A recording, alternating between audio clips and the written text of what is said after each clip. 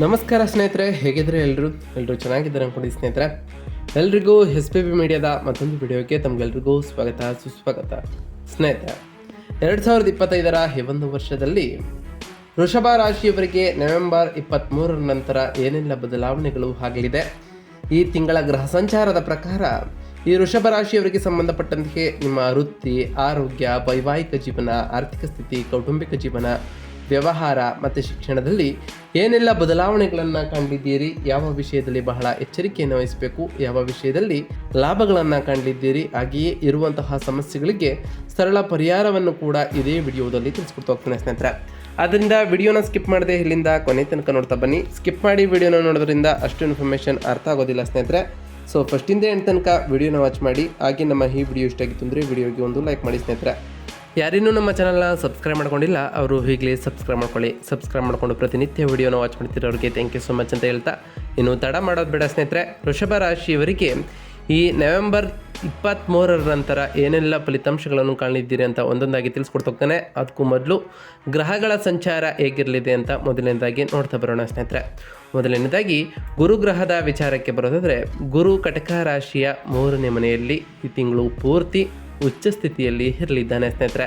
ಇದರಿಂದ ಸಾಕಷ್ಟು ಬದಲಾವಣೆಗಳನ್ನು ನಿಮ್ಮ ಜೀವನದಲ್ಲಿ ಕಾಣಲಿದ್ದೀರಿ. ಇನ್ನು ಮಂಗಳ ಗ್ರಹದ ವಿಚಾರಕ್ಕೆ ಬರೋದಾದರೆ, ವೃಶ್ಚಿಕ ರಾಶಿಯ 7ನೇ ಮನೆಯಲ್ಲಿ ಈ ತಿಂಗಳು ಪೂರ್ತಿ ಸ್ವಂತ ಮನೆಯಲ್ಲಿ ಮಂಗಳನು ಇರಲಿದ್ದಾನೆ. ಇನ್ನು ಶುಕ್ರ ಗ್ರಹದ ವಿಚಾರಕ್ಕೆ ಬರೋದಾದರೆ, ಕನ್ಯಾ ರಾಶಿಯ 5ನೇ ಮನೆಯಲ್ಲಿ ನವೆಂಬರ್ 1ರವರೆಗೆ ಇದ್ದಂತಹ ಶುಕ್ರನು ತುಲಾ ರಾಶಿಯ 6ನೇ ಮನೆಗೆ ನವೆಂಬರ್ 2ರಿಂದ 25ರವರೆಗೆ ಇದ್ದು ಸಾಕಷ್ಟು ಬದಲಾವಣೆಗಳನ್ನು ಕಂಡ ನಂತರ ವೃಶ್ಚಿಕ ರಾಶಿಯ 7ನೇ ಮನೆಗೆ ನವೆಂಬರ್ 26ರಿಂದ ಪ್ರವೇಶವನ್ನು ಮಾಡಲಿದ್ದಾನೆ ಸ್ನೇಹಿತರೆ. ಇನ್ನು ಬುಧ ಗ್ರಹದ ವಿಚಾರಕ್ಕೆ ಬರೋದಾದರೆ, ವೃಶ್ಚಿಕ ರಾಶಿಯ 7ನೇ ಮನೆಯಲ್ಲಿ ನವೆಂಬರ್ 22ರವರೆಗೆ ಇದ್ದಂತಹ ಬುಧನು ತುಲಾ ರಾಶಿಯ 6ನೇ ಮನೆಗೆ ನವೆಂಬರ್ 23ರಿಂದ ವಕ್ರಸ್ಥಾನದಲ್ಲಿ ಪ್ರವೇಶವನ್ನು ಮಾಡಲಿದ್ದಾನೆ. ಇನ್ನು ಸೂರ್ಯಗ್ರಹದ ವಿಚಾರಕ್ಕೆ ಬರೋದಾದರೆ, ತುಲಾ ರಾಶಿಯ 6ನೇ ಮನೆಯಲ್ಲಿ ನವೆಂಬರ್ 16ರವರೆಗೆ ಇದ್ದಂತಹ ಸೂರ್ಯನು ವೃಶ್ಚಿಕ ರಾಶಿಯ 7ನೇ ಮನೆಗೆ ನವೆಂಬರ್ 16ರ ನಂತರ ಪ್ರವೇಶವನ್ನು ಮಾಡಲಿದ್ದಾನೆ. ಇನ್ನು ಶನಿ ಗ್ರಹದ ವಿಚಾರಕ್ಕೆ ಬರೋದಾದರೆ, ಶನಿ ಮೀನ ರಾಶಿಯ 11ನೇ ಮನೆಯಲ್ಲಿ ಈ ತಿಂಗಳು ಪೂರ್ತಿ ಇದ್ದರೆ, ರಾಹು ಕುಂಭರಾಶಿಯ 10ನೇ ಮನೆಯಲ್ಲಿ, ಕೇತು ಸಿಂಹ ರಾಶಿಯ 4ನೇ ಮನೆಯಲ್ಲಿ ಈ ತಿಂಗಳು ಕೊನೆವರೆಗೂ ಕೂಡ ಇರಲಿದ್ದಾರೆ ಸ್ನೇಹಿತರೆ. ಇನ್ನು ಈ ವೃಷಭ ರಾಶಿಯವರಿಗೆ ಈ ನವೆಂಬರ್ ತಿಂಗಳು ಮಿಶ್ರ ಫಲಿತಾಂಶಗಳನ್ನು ತಂದುಕೊಡುವಂತಹ ತಿಂಗಳಾಗಿರಲಿದೆ. ವೃತ್ತಿಪರವಾಗಿ ನಿಮಗೆ ಉತ್ತಮವಾದಂತಹ ಸಮಯವೂ ಕೂಡ ಇದಾಗಿರಲಿದೆ.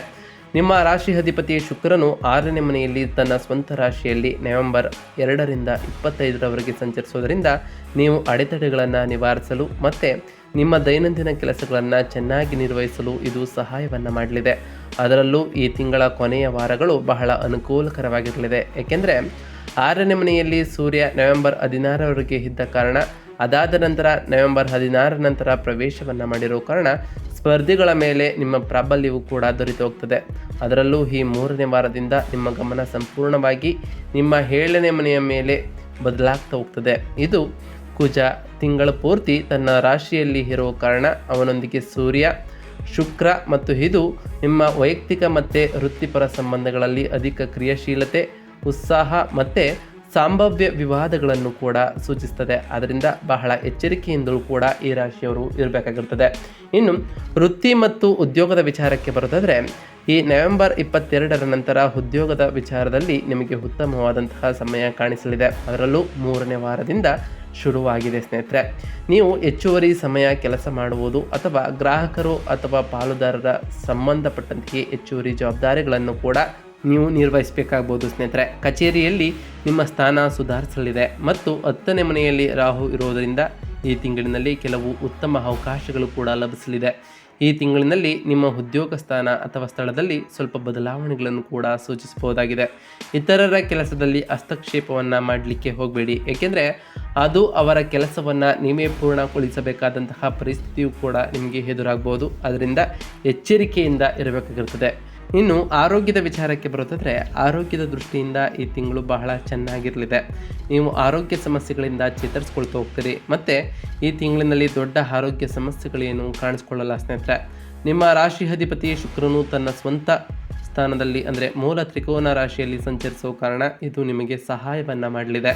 4ನೇ ವಾರದಿಂದ ಅಂದರೆ ಈ ನವೆಂಬರ್ 23ರಿಂದ ಸಾಕಷ್ಟು ಬದಲಾವಣೆಗಳನ್ನು ಕಾಣ್ತಾ ಹೋಗ್ತೀರಿ.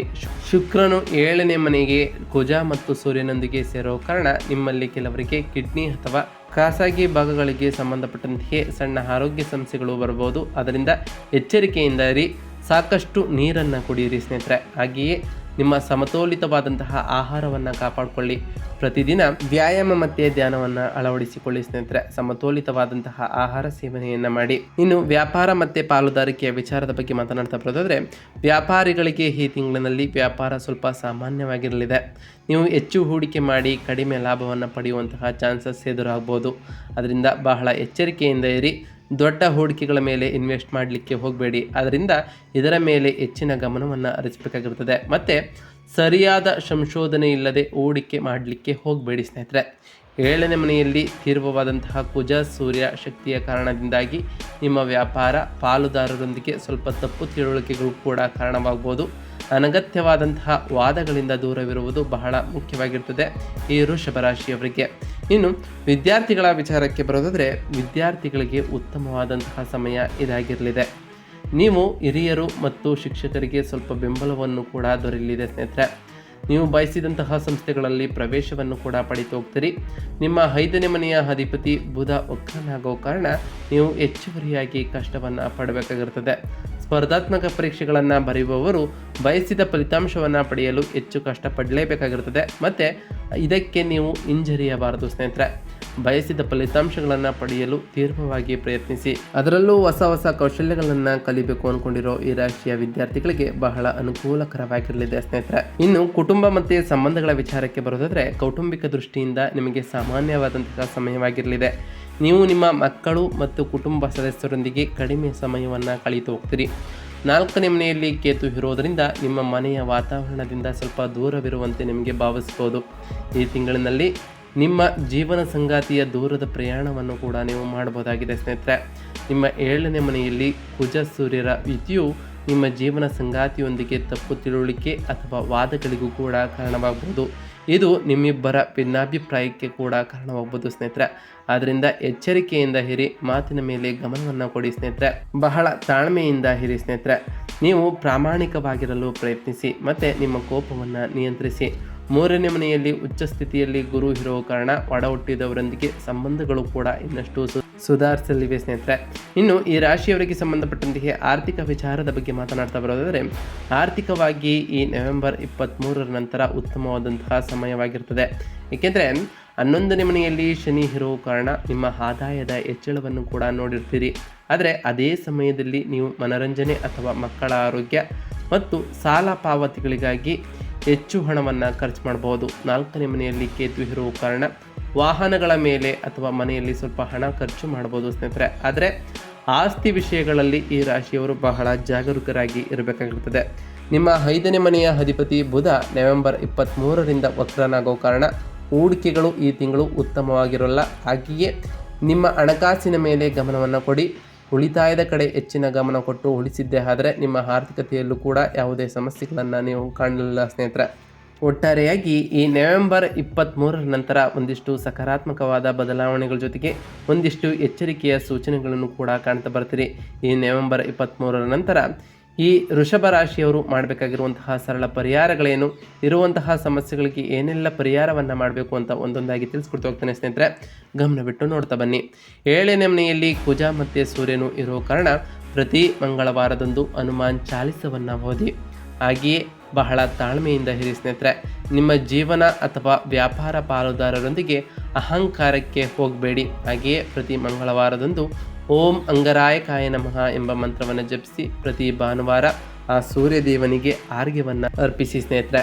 ಇನ್ನು 4ನೇ ಮನೆಯಲ್ಲಿ ಕೇತು ಇರೋ ಕಾರಣ ಮನೆಯಲ್ಲಿ ಶಾಂತಿ ಮತ್ತು ಸ್ಥಿರತೆಗಾಗಿ ಗಣೇಶನನ್ನು ಪೂಜಿಸಿ. ಗಣೇಶನಿಗೆ ಪ್ರಿಯವಾಗಿರುವಂತಹ ಗರಿಕೆ ಹುಲ್ಲನ್ನು ಅರ್ಪಿಸಿ ಪೂಜೆಯನ್ನು ಸಲ್ಲಿಸೋದ್ರಿಂದ ಆ ಗಣೇಶನ ಅನುಗ್ರಹಕ್ಕೆ ನೀವು ಪಾತ್ರರಾಗಲಿದ್ದೀರಿ. ಇದರಿಂದ ಸಕಲ ಕಾರ್ಯಗಳಲ್ಲೂ ಕೂಡ ಆ ವಿಘ್ನ ವಿನಾಯಕನ ಆಶೀರ್ವಾದವೂ ಕೂಡ ಸಿಗಲಿದೆ. 11ನೇ ಮನೆಯಲ್ಲಿ ಶನಿ ಇರೋ ಕಾರಣ ಲಾಭಗಳನ್ನು ಹೆಚ್ಚಿಸಲು ಪ್ರತಿ ಶನಿವಾರದಂದು ಕಪ್ಪು ಎಳ್ಳು ಅಥವಾ ಸಾಸಿವೆ ಎಣ್ಣೆಯನ್ನು ದಾನವನ್ನು ಮಾಡಿ ಸ್ನೇಹಿತರೆ. ಹಾಗೆಯೇ ಪ್ರತಿ ಶನಿವಾರದಂದು ಓಂ ಶಂ ಶನೈಶ್ವರಾಯ ನಮಃ ಎಂಬ ಮಂತ್ರವನ್ನು ಜಪಿಸಿ.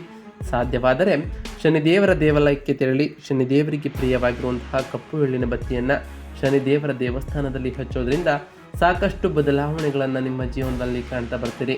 ಇನ್ನು ಶುಕ್ರನಿಗಾಗಿ, ನಿಮ್ಮ ರಾಶಿ ಅಧಿಪತಿಯಾದಂತಹ ಶುಕ್ರನಿಗಾಗಿ ಪ್ರತಿ ಶುಕ್ರವಾರದಂದು ತಾಯಿ ಲಕ್ಷ್ಮೀ ದೇವಿಯನ್ನು ಪೂಜಿಸಿ ಸ್ನೇಹಿತರೆ. ಲಕ್ಷ್ಮೀ ದೇವಿಗೆ ಪ್ರಿಯವಾಗಿರುವಂತಹ ಬಿಳಿ ಹೂವುಗಳನ್ನು ಅರ್ಪಿಸಿ ಪೂಜೆಯನ್ನು ಸಲ್ಲಿಸೋದ್ರಿಂದ ಸಾಕಷ್ಟು ಬದಲಾವಣೆಗಳನ್ನು ಕಾಣ್ತಾ ಹೋಗ್ತೀರಿ. ಹಾಗೆಯೇ ನೀವು ಅಂದುಕೊಂಡಿರುವಂತಹ ಕಾರ್ಯಗಳು ನೆರವೇರ್ತಾ ಹೋಗ್ತದೆ. ಮನೆಯಲ್ಲಿ ಸುಖ ಸಮೃದ್ಧಿಯ ಜೊತೆಗೆ ಸಂಪತ್ತು ಕೂಡ ಹೆಚ್ಚಾಗಲಿದೆ ಸ್ನೇಹಿತರೆ. ಉತ್ತಮ ಆರೋಗ್ಯ ಯಶಸ್ಸಿಗಾಗಿ ಬಿಳಿ ಬಣ್ಣದ ಬಟ್ಟೆಗಳನ್ನು ಧರಿಸಿ ಸ್ನೇಹಿತರೆ. ಯಾವಾಗಲೂ ಸ್ವಚ್ಛತೆಯನ್ನು ಕಾಪಾಡಿಕೊಳ್ಳಿ ಸ್ನೇಹಿತರೆ. ಹಾಗೆಯೇ ಪ್ರತಿ ಗುರುವಾರದಂದು ಗುರುಗಳು ಮತ್ತು ಹಿರಿಯರ ಆಶೀರ್ವಾದವನ್ನು ಪಡೆದುಕೊಳ್ಳಿ. ಪ್ರತಿ ಗುರುವಾರ ನಿಮ್ಮ ಕೈಲಾದಷ್ಟು ಬಡವರಿಗೆ ದಾನವನ್ನು ಮಾಡಿ. ಹಾಗೆ ಪ್ರತಿ ಗುರುವಾರದಂದು ಓಂ ಗುರುವೇ ನಮಃ ಎಂಬ ಮಂತ್ರವನ್ನು ಜಪಿಸೋದ್ರಿಂದ ಆ ಗುರುದೇವರ ಸಕಾರಾತ್ಮಕ ದೃಷ್ಟಿಗೆ ನೀವು ಕಾರಣರಾಗ್ತೀರಿ ಅಂತ ಹೇಳ್ತಾ, ನಾವು ತಿಳಿಸ್ಕೊಟ್ಟಿರುವಂತಹ ಈ ಎಲ್ಲ ಸರಳ ಪರಿಹಾರಗಳನ್ನು ನೀವು ಮಾಡಿದ್ದೇ ಆದರೆ ನಿಮ್ಮ ಜೀವನದಲ್ಲಿ ಸಾಕಷ್ಟು ಬದಲಾವಣೆಗಳನ್ನು ಕಾಣ್ತಾ ಬರ್ತೀರಿ. ನೀವು ಅಂದುಕೊಂಡಿರುವಂತಹ ಕಾರ್ಯಗಳು ಕೂಡ ಯಾವುದೇ ಅಡೆತಡೆ ಇಲ್ಲದೆ ನೆರವೇರ್ತಾ ಬರ್ತದೆ ಅಂತ ಹೇಳ್ತಾ, ಇದಾಗಿತ್ತು ಇವತ್ತಿನ ಒಂದು ವಿಡಿಯೋ ಸ್ನೇಹಿತರೆ. ವಿಡಿಯೋ ಇಷ್ಟ ಆಗಿತ್ತು ಅಂದರೆ ವಿಡಿಯೋಗೆ ಒಂದು ಲೈಕ್ ಮಾಡಿ. ಯಾರೇನು ನಮ್ಮ ಚಾನಲ್ನ ಸಬ್ಸ್ಕ್ರೈಬ್ ಮಾಡ್ಕೊಂಡಿಲ್ಲ ಅವರು ಈಗಲೇ ಸಬ್ಸ್ಕ್ರೈಬ್ ಮಾಡ್ಕೊಳ್ಳಿ ಸ್ನೇಹಿತರೆ. ಸಬ್ಸ್ಕ್ರೈಬ್ ಮಾಡಿಕೊಂಡು ಪ್ರತಿನಿತ್ಯ ವಿಡಿಯೋನ ವಾಚ್ ಮಾಡ್ತಿರೋರಿಗೆ ಥ್ಯಾಂಕ್ ಯು ಸೋ ಮಚ್ ಅಂತ ಹೇಳ್ತಾ, ಹಾಗೆ ಕಮೆಂಟ್ನಲ್ಲಿ ಓಂ ಶನೈಶ್ವರಾಯ ನಮಃ, ಓಂ ಅಂಗರಾಯಕಾಯ ನಮಃ, ಓಂ ಗುರುವೇ ನಮಃ, ಓಂ ಲಕ್ಷ್ಮೀನಾರಾಯಣಾಯ ನಮಃ ಎಂದು ಕಮೆಂಟ್ ಮಾಡಿ ಸ್ನೇಹಿತರೆ. ಆ ಶನಿದೇವರು, ಮಂಗಳದೇವ, ಗುರುದೇವ, ಲಕ್ಷ್ಮೀನಾರಾಯಣ ನಿಮಗೆ ಆಯುಷ್ಯ ಆರೋಗ್ಯ ಸಮೃದ್ಧಿಯನ್ನು ಕೊಟ್ಟು ಕಾಪಾಡಲಿ. ಹಾಗೆಯೇ ಸಕಲ ಕಾರ್ಯಗಳಲ್ಲಿ ಆ ಗಣೇಶನ ಅನುಗ್ರಹವೂ ಕೂಡ ನಿಮ್ಮ ಮೇಲೆ ಇರಲಿ ಅಂತ ದೇವರಲ್ಲಿ ಕೇಳ್ಕೊಳ್ತಾ ಇವತ್ತಿನ ಒಂದು ವಿಡಿಯೋನ ಮುಗಿಸ್ತಿದ್ದೀನಿ ಸ್ನೇಹಿತರೆ. ಸಿಗ್ತೀನಿ ಮತ್ತೊಂದು ವಿಡಿಯೋದೊಂದಿಗೆ. Thank you for watching.